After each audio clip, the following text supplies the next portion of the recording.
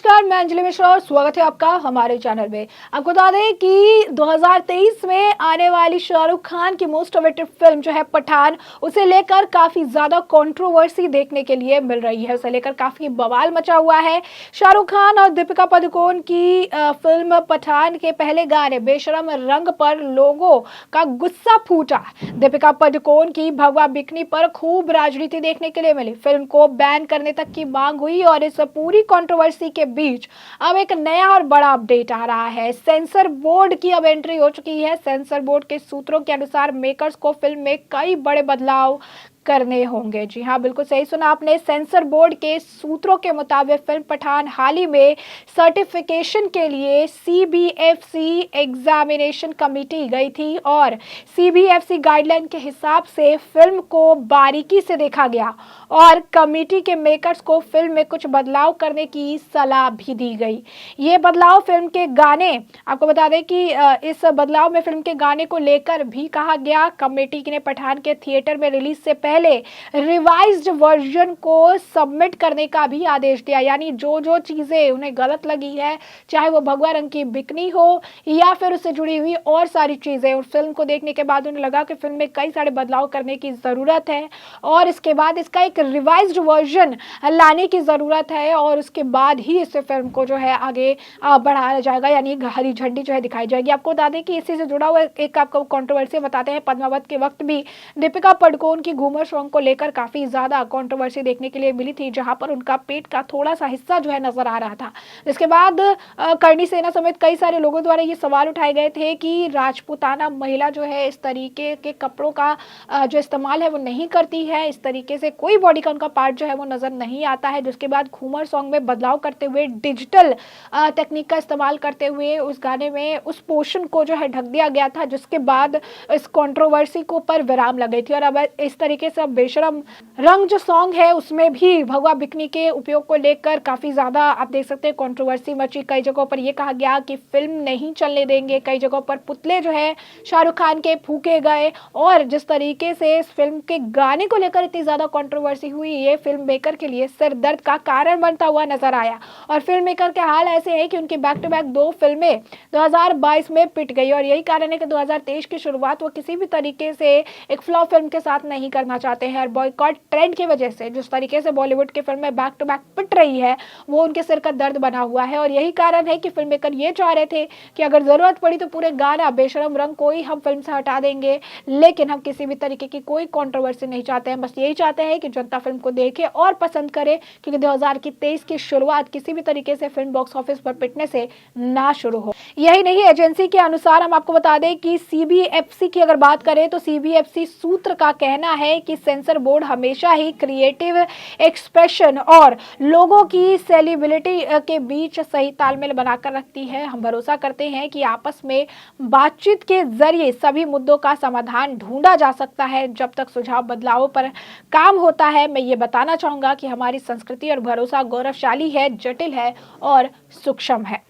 हमें ध्यान देना होगा कि इसे किसी किस्से के जरिए ना परिभाषित किया जाए जो सच और वास्तविकता के ध्यान भटकाए। जैसा कि मैंने पहले भी कहा था कि क्रिएटर्स और ऑडियंस के बीच भरोसे को बचाए रखना बहुत ही ज्यादा जरूरी है। क्रिएटर्स को इसी दिशा में काम करना भी चाहिए।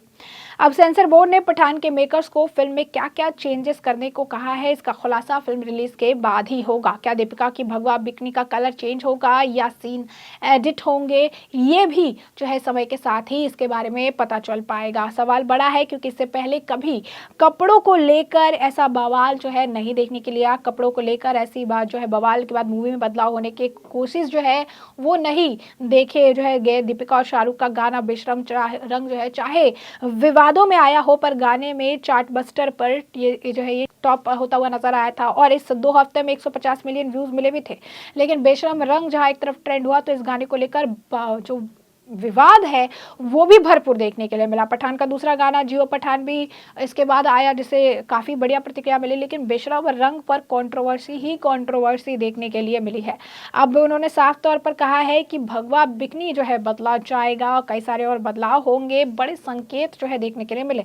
और इसे ये कहना गलत नहीं होगा कि कहीं ना कहीं जिस तरीके से फिल्म के गाने को लेकर कंट्रोवर्सी है और पहले ही फिल्म मेकर से हाथ खड़े कर लिए हैं कि हम गाने में जो भी एडिट करना होगा हम करेंगे, ज़रूरत पड़ेगी तो पूरे गाने को ही हटा देंगे, लेकिन हम किसी कंट्रोवर्सी को बना नहीं देना चाहते। हम किसी तरीके की कोई कंट्रोवर्सी आज के डेट में नहीं चाहते हैं। तो साफ तौर पर आप देखेंगे तो मेकर जो है कंट्रोवर्सी से किनारा करना चाहते हैं और फिल्म को किसी भी तरीके का कोई नुकसान ना हो, फिल्म कमाई कर सके, क्योंकि जो मेकर हैं उनकी 2022 में जयेश भाई जोरदार और इनकी एक और जो फिल्म है वो बुरी तरह से पिट गई थी और बॉयकॉट ट्रेंड का शिकार होने की वजह से बॉक्स ऑफिस पर वो कमाल नहीं दिखा पाई थी, काफ़ी नुकसान झेलना पड़ा था। और यही कारण है कि 2023 में ये 3 भाषा में फिल्म आने वाली है, तमिल, तेलुगु एंड हिंदी में, और 25 जनवरी का जो डेट है बताया जा रहा है कि इसे रिलीज किया जाएगा। और ऐसे में 2023 की शुरुआत में ही इस फिल्म को धक्का ना लग जाए। डर ऐसा है कि इस फिल्म के OTT राइट्स जो है फिल्म के ट्रेलर रिलीज होने से पहले ही बेच दिए गए हैं अमेजॉन प्राइम वीडियो को, वो भी 100 करोड़ रुपए में,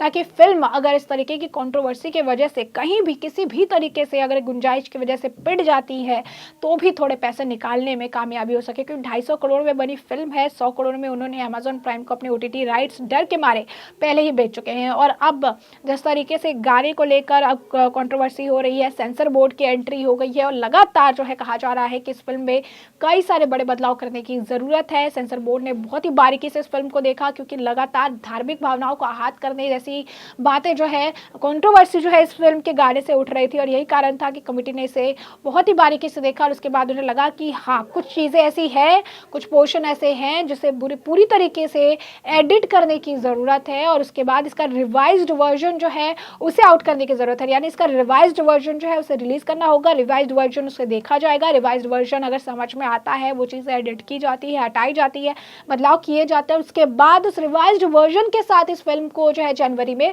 रिलीज़ किया जाएगा। तो साफ तौर पर बॉयकॉट ट्रेंड की वजह से डर का माहौल है बॉलीवुड में और लगातार अब इसमें सेंसर बोर्ड की भी एंट्री हो चुकी है। सेंसर बोर्ड के तरफ से जो है सेंसर बोर्ड के चेयरमैन प्रसून जोशी ने मीडिया को अपने दिए बयान में कहा कि सेंसर बोर्ड हमेशा क्रिएटिव एक्सपीरियंस और लोगों की जो है सेंसिबिलिटी के बीच सही तालमेल बनाकर रखती है। आपसी बातचीत के जरिए समाधान ढूंढा जा सकता है।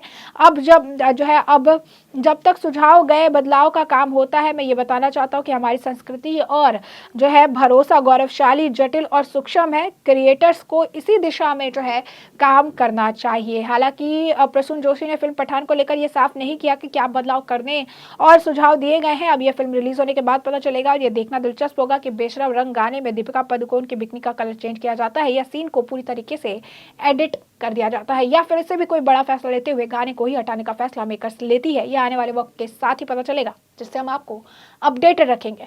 फिलहाल के लिए हमने आपको ये पूरा मामला बड़े विस्तार से बताया है कि किस तरीके से अब सेंसर बोर्ड की इसमें एंट्री हो गई है और सेंसर बोर्ड द्वारा फिल्म पठान को लेकर क्या कुछ टिप्पणी की गई है और किस तरीके से इस फिल्म का एक रिवाइज्ड वर्जन लाने की बात जो है कही गई है। तो ऐसे में अब इस पूरे मामले पर आपकी भी जो राय हो हमें कॉमेंट सेक्शन में कॉमेंट करके जरूर साझा करें।